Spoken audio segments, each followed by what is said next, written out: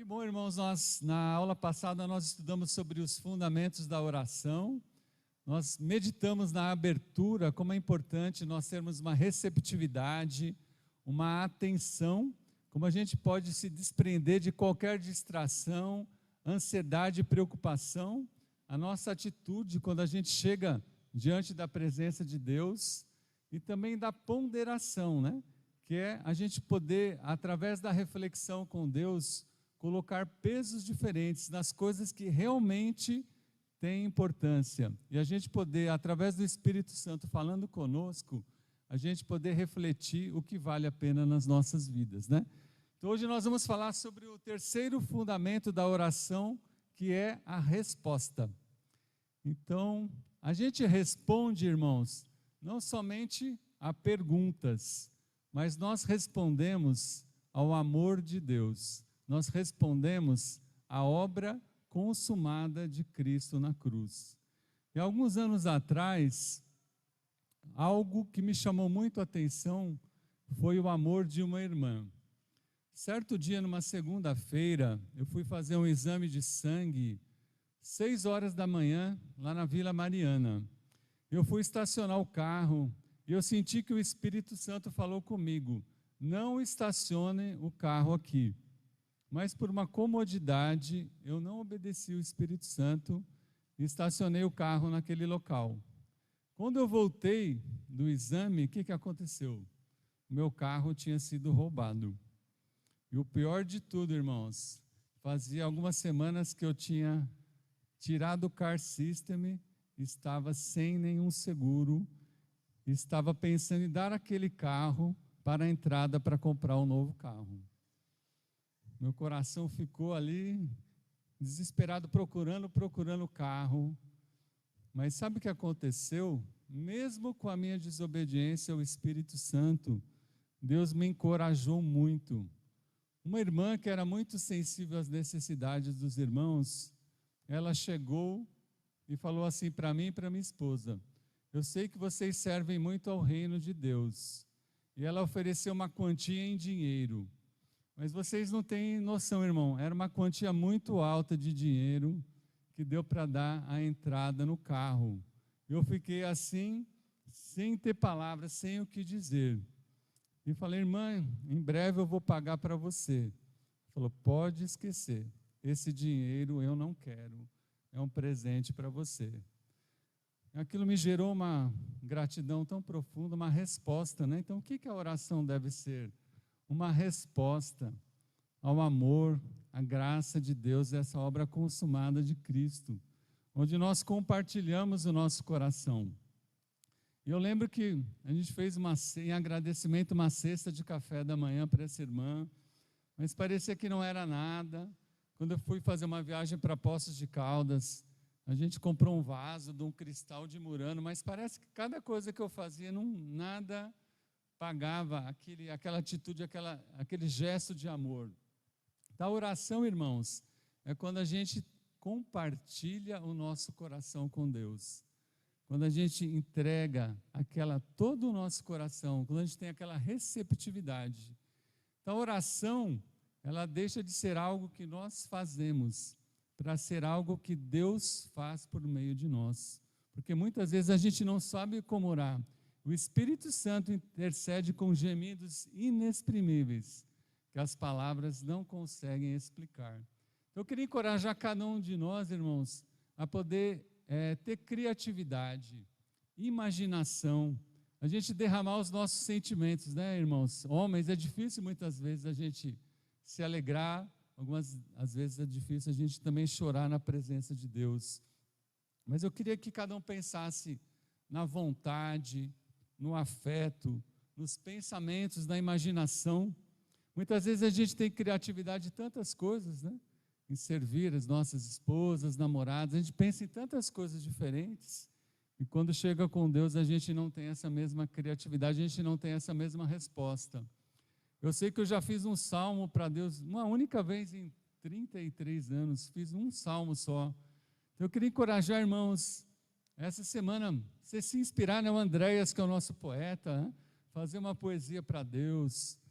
Quem pode fazer uma canção para Deus? Quem pode fazer uma obra de arte para Deus, fazer um desenho, fazer uma caminhada, atos de serviço? Eu queria que cada um pensasse nessa comunhão integral. Então, até agora, nós falamos na nossa atitude que nós tínhamos, né? Nessa abertura, nessa ponderação. Agora, essa resposta, na verdade, é a oração propriamente dita. Então, vamos para o próximo slide, né? Então, o que Jesus vai nos ensinou os caminhos dos seguidores, né? Que essa oração do Pai Nosso é o caminho para a verdadeira adoração e comunicação. Então, vamos lá? Então, como que deve ser a nossa resposta por meio da oração? Mateus 6, do 5 ao 13. E quando vocês orarem, não sejam como os hipócritas. Eles gostam de ficar orando em pé, nas sinagogas e nas esquinas, a fim de serem vistos pelos outros. Eu lhes asseguro que eles já receberam sua plena recompensa. Mas quando você orar, vá para seu quarto, feche a porta e ore ao seu pai que está em secreto. Então seu pai que está em secreto o recompensará. E quando orarem, não fiquem sempre repetindo a mesma coisa como fazem os pagãos. Eles pensam que por muito falarem serão ouvidos. O próximo. Não sejam iguais a eles, porque seu pai sabe do que vocês precisam, antes mesmo de o pedirem. Vocês orem assim: Pai nosso, que estás no céu, santificado seja o teu nome. Venha o teu reino, seja feita a tua vontade, assim na terra como no céu. Dá-nos hoje o nosso pão de cada dia. Perdoa as nossas dívidas, assim como perdoamos aos nossos devedores. E não nos deixe cair em tentação, mas livra-nos do mal, porque teu é o reino, o poder e a glória para sempre. Amém. Então, a primeira resposta que a gente precisa refletir nesse ensinamento dessa escritura é a atitude com que nós precisamos chegar na oração, que é a humildade. Então, muitas vezes, né, a gente pode chegar pensando que a gente pode querer aparecer até orando. Como eu sou espiritual, como eu oro bonito, né? Pode ser que com o decorrer do tempo a gente tenha aprendido a orar. E muitas vezes, sem uma reflexão, a gente pode querendo aparecer mais para as pessoas do que para Deus. Então, essa atitude, essa tentação, né, que aconteceu com os fariseus, né, foi que eles, na verdade, não estavam tendo essa humildade diante das pessoas. Eles estavam querendo ser vistos. Então, a gente precisa tomar cuidado, né? Como querer impressionar as pessoas. Tomar cuidado também com uma vida de aparência, uma oração de formalidade, uma oração estéril, aquela oração que é seca, aquela oração que é árida, que não produz frutos. Por isso que é muito importante a gente criar um ambiente espiritual de adoração, antes de nós orarmos, para atrair cada vez mais a presença do Espírito Santo. Uma outra coisa que era perigosa eram os seguidores de Baal. Os seguidores de Baal faziam várias repetições para tentar os seus deuses convencerem para obterem favores. Talvez por causa disso, né? Até mesmo alguns judeus influentes, os adoradores de Baal, eles conseguiram influenciar. Então Jesus está nos alertando nessa resposta. A primeira resposta, a gente buscar sempre um caminho de humildade na oração. A segunda resposta é refletir em algo maior. Algo que eu nunca tinha parado para pensar na minha vida, eu não sei se você já tinha parado para pensar nisso, é que essa oração, Jesus, ele começa falando sobre o reino e ele termina falando sobre o reino. Ele começa a oração falando, venha o teu reino, e ele termina a oração falando, porque teu é o reino. Será que nós estamos quando nós estamos orando, nós estamos com a visão só do nosso eu, do nosso mundinho, da nossa vida? Ou a gente está com aquela oração que a gente está conseguindo entender o alcance do reino de Deus? Tivemos aulas maravilhosas com o Patrick falando sobre o reino de Deus, né? Só para a gente lembrar uma pincelada, né, do governo, do domínio, da soberania daquele Deus. Será que quando nós estamos orando, nós estamos enxergando o tamanho e o potencial do reino de Deus? Nós estamos tendo essa abertura na nossa mente, orando por várias coisas, por vários países e lugares onde o poder e a soberania de Deus ainda vão chegar de uma forma muito mais forte? Então eu queria animar cada um de nós a aumentar o nosso alcance, a responder, a refletir em coisas muito maiores sobre o poder do reino de Deus. A próxima resposta que gostaria de refletir junto com vocês é sobre essa questão da submissão. Será que hoje, nesse momento, eu estou deixando que o reino ele esteja dominando sobre o meu coração, sobre a minha vida, sobre a minha casa, sobre o meu casamento, sobre a educação dos filhos? Será que eu estou deixando o rei desse reino reinar, ou estou dificultando esse reinado na minha faculdade, nos meus relacionamentos, no meu trabalho? O reino, irmãos, Jesus fala, venha o teu reino. Esse reino, irmãos, é aqui e agora. Por isso que eu preciso deixar Deus ser Deus, não dificultar o trabalho de Deus, não querer reduzir a Deus o tamanho e forma, por causa talvez de alguma dificuldade em fé, alguma luta com orgulho ou egoísmo. Vamos deixar Deus ser Deus na medida que Ele quer trabalhar em nossas vidas. Não vamos dificultar o trabalho de Deus. A quarta resposta é a resposta de adoração, que é reverenciar e reconhecer os atributos de Deus. Nós já aprendemos aqui com os irmãos, os atributos comunicáveis e os não comunicáveis. E quantas coisas, e quanto poder existe aqui, né? Então ele fala, santificado seja o teu nome. Vocês sabiam que naquela época, essa palavra santo tem muito mais importância, essa palavra, do que hoje em dia? É só a gente lembrar de algumas palavras que vão perdendo o significado, né? A gente pode dar exemplo de um carro de luxo, né? Quem conhece o Ford Landau? Aqui acho que são os mais velhos. O Felipe conhece, alguns mais antigos conhecem, né? Então, se você falasse a palavra Ford Landau alguns anos atrás, né, tinha um significado. Hoje, algumas pessoas não conhecem essa palavra ou não entendem. Só alguns colecionadores entendem, né? Se você pensar na palavra formidável, ela tinha um significado antigamente. A palavra formidável significava algo que gerava medo. Hoje em dia, a palavra formidável é algo que é admirável. Até eu falo que a minha cachorra ela é formidável, né? Então que ela é uma cachorra admirável. Mas essa palavra santo na época significava a totalidade do caráter de Deus, né? Tudo que era conhecido e revelado sobre Ele. Então, como a gente precisa expressar a Deus nas nossas orações, todos esses atributos, todas essas qualidades, e expressar para Deus tudo que a gente tem visto na nossa vida, né? Como eu falei do poder, nesse momento que aconteceu coisas difíceis, né? E a gente vê que nessa oração do Pai Nosso, há esses 6 pedidos que Jesus nos ensina. O próximo, a quinta resposta, é a oração comunitária. Aí eu vou pedir para a Aninha voltar para o slide 4, Aninha, que tem aquela... Vocês gostam de português, gente? Acho que muita gente não gostava de português, né? Mas o português serve para algumas coisas. Ele volta um pouquinho para aquele slide que está sublinhado tudo em amarelo. Aí, ó. Olha lá. Então, vocês sabem o que significa os pronomes, gente? Pronome nosso, nos, nosso, nossos, nos.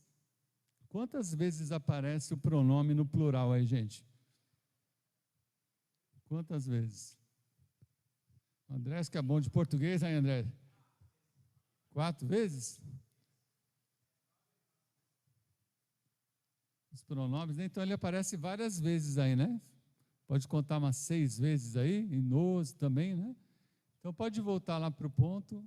O que Jesus está nos ensinando a responder? A fazer uma oração comunitária. O que é uma oração comunitária? Quando a gente sai só daquela luta, só orando por nossas necessidades, e quando a gente vai orar, Parece que só fica a gente lá, nós e nós mesmos, parece que a gente não consegue orar pelos outros, orar pelos doentes, orar pela nossa nação. Então, eu queria encorajar cada um a orar cada vez mais pelos interesses de Deus. Quais são os interesses de Deus? Quais são os interesses do povo de Deus?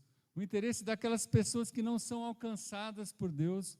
A minha oração está muito focada só em mim, naquilo que eu quero, no meu sonho, no meu objetivo. Eu quero casar, eu quero isso, eu quero isso. Será que a minha oração tem sido comunitária ou uma oração mais voltada para mim mesmo? A sexta resposta é a oração de confiança, né? Quando Jesus nos ensina a pedir, né? Dá-nos a cada dia o pão cotidiano. Confiança. Essa palavra no grego, epiousios, é uma palavra muito rara, que significa algo somente para o cotidiano, somente para o que nós precisamos, né? Então vamos pensar. O próprio verbo, quando ele fala dá-nos, olha como é bom estudar português, né, gente? Ó, o verbo, ele está no presente contínuo. O que significa que o verbo está no presente contínuo? É algo que a cada dia a gente precisa expressar para Deus a nossa confiança, porque a nossa confiança em Deus não deve ser baseada só quando as coisas boas estão acontecendo na nossa vida. Então, dá-nos o pão cotidiano. O que é o pão, irmãos? O pão é o alimento mais comum em todas as culturas, né? Então, você tem o pão francês, você tem o pão sírio, tem o pão australiano, é um alimento a todas as culturas. O que significa isso? É um tipo de alimento que a gente precisa buscar, que vai suprir as nossas necessidades, né? Que Jesus é o nosso pão. Então, a gente precisa confiar em Deus, irmãos. Uma coisa importante que eu fiquei refletindo, será que a gente está pedindo para Deus muitos suprimentos para durar muito tempo? E Deus fala, olha, talvez eu não vou dar muitos suprimentos que durem muito para vocês, porque provavelmente vocês vão se esquecer de mim. Então, por isso que muitas vezes Deus dá o suprimento diário. Eu acho que quem trabalha com vendas, eu acho que deve sentir isso na pele, né? Mas Deus está nos colocando essa confiança, né? Como de um vendedor que depende completamente de Deus, né? Então, a gente pensar nisso, né? Isso lembra vocês de alguma escritura no Antigo Testamento? Isso, Alberto, o maná. Então, Deus dava aquela provisão diária, né? Tinha pessoas que não tinham confiança? Tinha, pegava mais. O que acontecia no outro dia? Estragava. Então, irmãos, o que Jesus está nos ensinando é que a gente precisa cada dia renovar a nossa confiança em oração. Eu queria encorajar cada um a pensar nessa contínua dependência, né? Se dependência emocional não é boa, dependência em drogas não é boa, a única dependência que é maravilhosa é a dependência em Deus. Aí a sétima resposta é a liberação do perdão. Fala para a gente também estar perdoando, mas a base do nosso perdão não é o nosso esforço humano, não é mérito humano, mas vem da graça de Deus, vem do que Cristo fez na cruz e ressuscitou. E da mesma forma como a gente tem sido perdoado, a gente precisa passar essa graça para as outras pessoas. Por isso que é importante a gente entender que o pecado era uma dívida. Essa dívida não são transações financeiras, mas a dívida que Jesus pagou por nós e nos libertou. E por isso, a gente precisa ter essa aproximação confiante em Deus, porque a gente tem sido perdoado, os nossos pecados estão longe, assim como o nascente está longe do poente. E a gente precisa, da mesma forma, responder com perdão para as outras pessoas, porque a gente tem recebido esse perdão. E para finalizar essa parte, a oitava resposta é o reconhecimento das fraquezas. Quando Jesus nos ensina a orar para a gente não cair em tentação. Essa palavra, peirasmos, tentação. O que Jesus vai nos ensinar aqui é que a gente precisa ter um desejo muito mais forte, significa responder às nossas, para fugir das nossas tentações. Ó. Tem algumas escrituras que vocês podem anotar, que fala sobre fugir da imoralidade. 1 Coríntios 6, 18, fujam da idolatria. 1 Coríntios 10, 14, fujam do amor ao dinheiro. 1 Timóteo 6, 11, fujam dos desejos malignos da juventude. 2 Timóteo 2, 22. Como é que o nosso coração, a gente precisa entender que a gente tem muita facilidade em ceder às tentações. São as coisas que vêm do nosso próprio coração, que como um ímã é seduzido e atraído pelos maus desejos, como fala em Tiago. Se a gente dá corda, aquilo vai nos atraindo, vai nos seduzindo, né? Como se fosse um cabo de guerra que vai nos puxando. Por isso que Jesus, na oração, ele nos ensina a fugir dessas tentações. Amém? E o próximo fundamento da oração, gente, que coisa bonita, né? Quem sabe onde que é essa cidade maravilhosa aí? É Diadema, gente. Vocês pensaram que era um lugar, né? O que é a contemplação, gente? É a presença compartilhada com Deus. É simplesmente você estar com Deus. Então, queria encorajar cada um de nós a ter uma atitude de contemplação. O que é essa atitude? Quando você observa um céu estrelado, essas fotos são do meu tempo com Deus, gente, dessa semana, onde eu tenho visto o nascer do sol. Então, 4 vezes por semana, eu vou ver o nascer do sol. E eu fico contemplando, né, do meu carro ali, as várias tonalidades. Tem hora que eu não sei se é laranja, se é vermelho, se é lilás, que mistura com azul. E tem coisas, irmãos, que a gente não precisa nem tentar compreender, porque está além da nossa compreensão humana. Então, olha o que é a contemplação, o próximo slide. Com mais templa, mais ação. Remete ao desejo primeiro e primordial de união com Deus, que foi ofuscado pelo pecado, pela idolatria, mas dá uma ideia de união com Deus. O templum, é a parte do céu onde Deus habita ou tem o seu trono.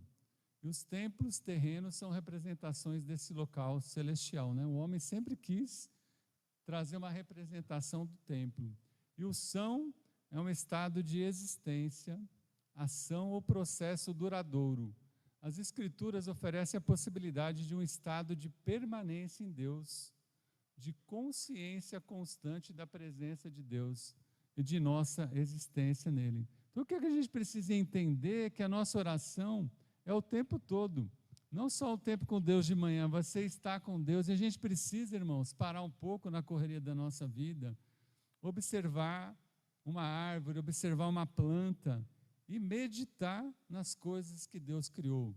Semana passada eu estava dando aula, esqueci de colocar, apareceu um pica-pau na aula. Ele subiu na árvore e a gente parou para meditar. Então a gente precisa observar as coisas de Deus e nos sentir mais próximos. Então o que eu queria que a gente meditasse bastante é na consciência constante da presença de Deus. Então que a próxima escritura para a gente estar finalizando. Atos 2, 25. Quando Pedro ensina no primeiro sermão, né, do dia de Pentecostes, a respeito dele, disse Davi: eu sempre via o Senhor diante de mim, porque Ele está à minha direita, não serei abalado. E aponta para o principal, que é o Espírito Santo que habita dentro de nós. Lucas 11, 13. Se vocês, sendo maus, sabem dar coisas boas aos seus filhos, quanto mais o Pai, que está nos céus, dará o Espírito Santo a quem o pedir. Então, nele existimos, nele pertencemos e nele permanecemos. Então, eu queria que cada um pensasse nas respostas que Jesus nos ensinou, a oração do Pai Nosso, e como nós podemos crescer em contemplação, em observar, entender a presença permanente de Deus conosco o tempo inteiro e ter essa confiança na nossa vida, dessa conexão com Deus a cada dia. Então, eu quero muito agradecer a todos e colocar 2 perguntas para vocês. desses dois fundamentos, o que chamou mais a atenção de vocês e tocou o seu coração? E como que você acha que você pode vivenciar isso de uma forma mais plena? Então, o que tocou o seu coração? E como que você pode vivenciar isso de uma forma muito mais forte na sua vida? Então, eu gostaria agora da gente se juntar nos grupos da igreja em casa, em grupos de 3, e a gente falar um pouquinho sobre o que tocou o seu coração. Espero que esses fundamentos da oração tenham animado cada vez você mais para orar. Se você ainda não está animado, irmãos, não tem problema, peça ajuda, chame algum irmão para te animar e juntos a gente quer encorajar cada um ou outro a ficar mais apaixonado por Deus. Amém? Obrigado, irmãos.